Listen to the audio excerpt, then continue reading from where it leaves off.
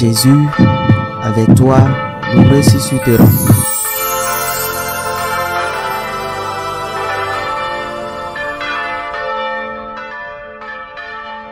En ce temps-là, Jésus leva les yeux au ciel et dit, « Père, l'heure est venue, glorifie ton Fils, afin que le Fils te glorifie. Ainsi, comme tu lui as donné pouvoir sur tout être cher, il donnera la vie éternelle à tous ceux que tu lui as donnés.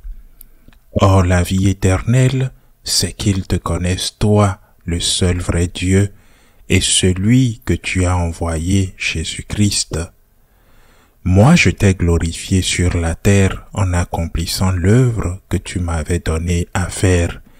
Et maintenant glorifie-moi auprès de toi, Père, de la gloire que j'avais auprès de toi avant que le monde existe. J'ai manifesté ton nom aux hommes que tu as pris dans le monde pour me les donner. Ils étaient à toi, tu me les as donnés, et ils ont gardé ta parole. Maintenant, ils ont reconnu que tout ce que tu m'as donné vient de toi, car je leur ai donné les paroles que tu m'avais données. Ils les ont reçues. Ils ont vraiment reconnu que je suis sorti de toi, et ils ont cru que tu m'as envoyé. Moi je prie pour eux.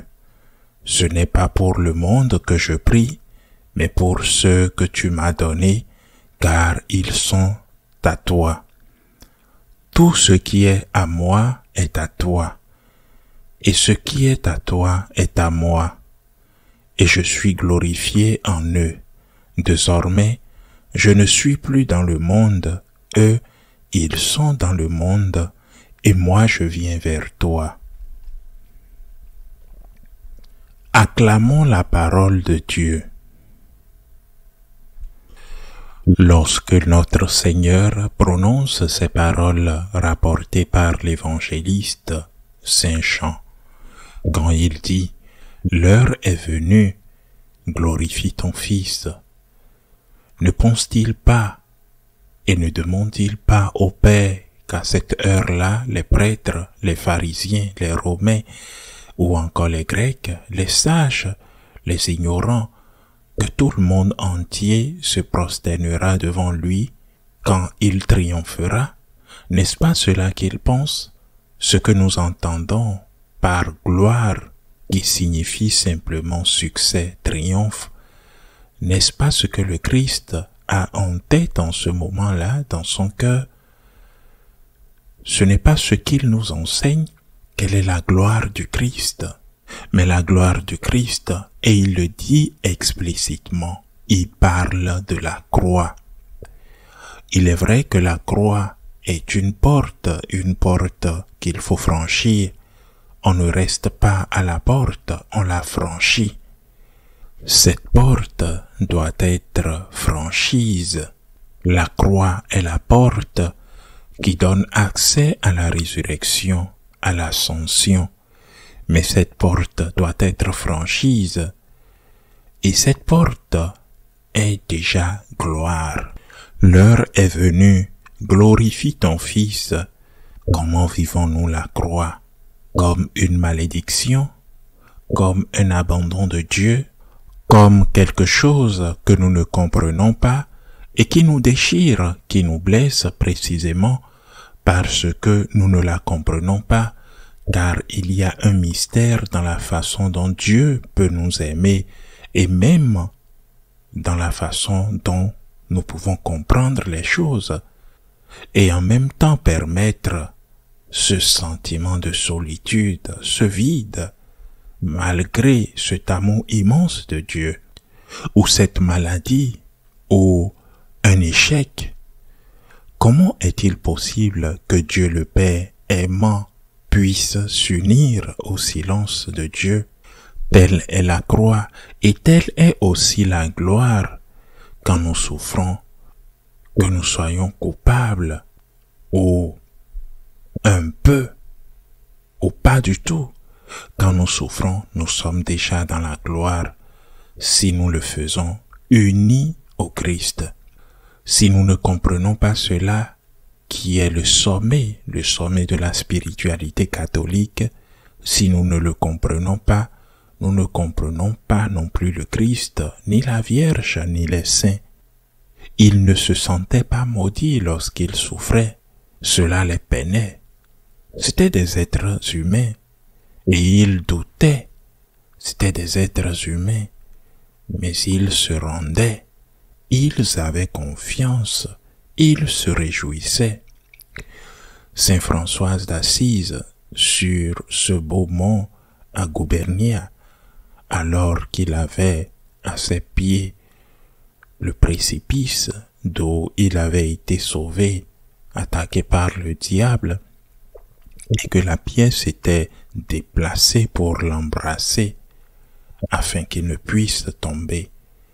Là, dans cette solitude, avec la souffrance qu'il portait en lui, parce qu'il voyait ses frères ignorer les principes de l'ordre qu'il a créé, l'ordre qu'il a fondé, ou l'ordre qui était sur le point de se diviser, de se scinder en deux.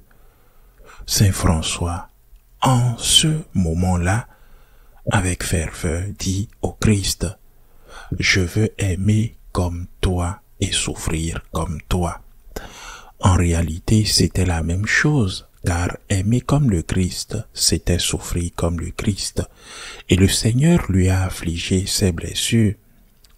Quand on veut aimer Dieu, il faut répéter cette prière.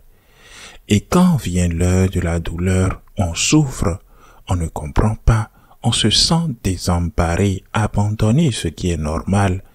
Mais dans cette heure de douleur, il faut savoir que Dieu nous bénit, qu'il nous purifie, qu'il nous aime, même si nous ne comprenons pas comment est-ce possible, quel est le but, quelle est la fin de tout cela. Dieu nous bénit, il nous aime, c'est notre heure de gloire, c'est notre passage, même dans la souffrance. Il faut être conscient, réaffirmer notre foi et notre confiance et demander l'aide à Dieu. Qui peut franchir cette porte sans la main de Dieu? Qui peut dire à Dieu, je suis prêt à être comme ça, avec cette angoisse, avec cette peur, avec cette maladie, avec ce sentiment d'abandon. Je suis prêt à être comme ça, tant que je suis avec toi, parce que ma gloire est d'être avec toi. Mais Seigneur, ma chair est faible, et c'est pourquoi je te demande de m'aider. Je ne te demande pas que cela arrive sans que cela n'arrive. Je te demande de m'aider pour que, quelle que soit ta volonté divine, ne considérions pas la souffrance comme un malheur. Essayons d'éviter la souffrance. La souffrance est évitable, mais quand la douleur frappe à la porte avec ses 1000 visages, réalise que c'est le Christ qui frappe à ta porte, qui t'invite à franchir cette porte avec lui et ainsi entrer dans sa gloire. Car franchir la porte, embrasser la croix, embrasser le crucifix, c'est être déjà dans la gloire de Dieu.